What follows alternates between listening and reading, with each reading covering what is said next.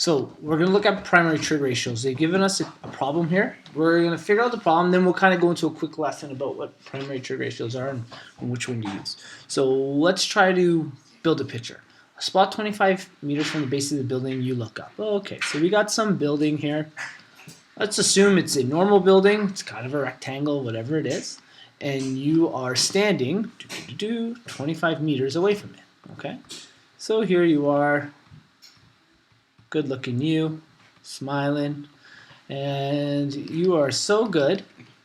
Actually, that's not correct. It shouldn't be from your eyes. There you go. You measure that the angle of elevation, okay, so that's an important part. Angle of elevation is an angle from a horizontal line, which is how far you are from the base of the building, upwards, okay? So from the, and we're saying the angle of elevation from your feet. And it's really important that it's from your feet, because otherwise we have to take your height into account. And that makes this question more difficult. So we're just going to assume it's from your feet, just like the question says. The angle of elevation from your feet is 76 degrees. Okay, so we'll say from here we have 76 degrees angle of elevation. The question's asking you how tall is this building, so we're going to call this height of the building X. This is the unknown. So let's see if we can kind of pull a right angle triangle out of that. Okay, so here we go. We know that this base here is 25 meters. This angle is 76 degrees. The angle from the building to a horizontal line, we assume the builders built it straight, so we're going to assume that it's a 90-degree angle. And we need to know this. Now, this is where it gets tricky.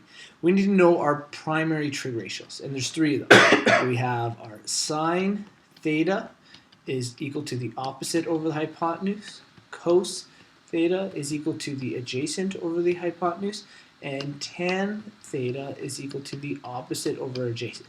So, if you haven't seen these before, we kind of got to talk about it. Theta refers to the angle. They've given us only one usable angle, and these primary trig ratios can only be used with a right angle triangle. The only catch is you can't use the right angle to replace theta. You have to use one of the other two angles. Because we already know this is 76, we can technically figure this one out here too, but we're going to focus with the information they gave. Less work for us to do. So sine of 76 is equal to the opposite over the hypotenuse. And when they talk about the opposite, it's always opposite in terms of, or in reference to the angle we're using. So if this angle is 76, the opposite side would be x. Perfect, that's kind of what we're looking for. And the hypotenuse is the side that's opposite of the 90 degrees or the longest side. This is the hypotenuse, okay?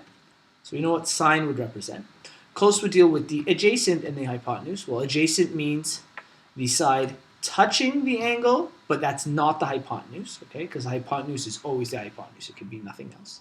Okay, so the adjacent is at 25 meters, and the hypotenuse is this long side. And then tan theta would be the opposite over the adjacent. We're talking about referring to the opposite and the adjacent side. So what we need to do here is think of this like we have one, two, three pieces of information missing. Right? So there's three variables in one of these equations. So with sine there's three, with cos there's three, with tan there's three. We need at least two pieces of information to actually figure this out. So let's see what we can build out of here. We know that sine 76, I'm going to pause for a sec. Do sine 76. Let's start from the very beginning here. So sine theta again we said we're referring to 76. So that's one piece. We got 1 is equal to the opposite. Opposite is our x, okay? So we're going to call that x over, and our hypotenuse, we can call it h. We're going to call it h. X over h. Well, in the first setup, I'm missing 1, 2 pieces of information. That's no good. That means I only got 1. I need at least 2. In other words, I can only be missing 1 piece of information. Because we're missing 2 pieces of information, this setup's not going to help us solve our question. Okay? So let's try another one. Let's try cos. Cos, again, theta is 76. It's the angle we're referring to. Oops. Is equal to the adjacent. Okay, the adjacent is 25. That's good. That's some information we can use. 25 over the hypotenuse. Yeah. Okay, we have two pieces of information. We can solve for the hypotenuse. What's the question asking us to solve for, though? Is it asking us to solve for the hypotenuse or for the height of the building? For that. Yeah, so it's wonderful. This one can help us solve the hypotenuse, but that's not what we're looking for. So, again, not really relevant to our question. Doesn't mean it can't be solved, just not what we're looking for.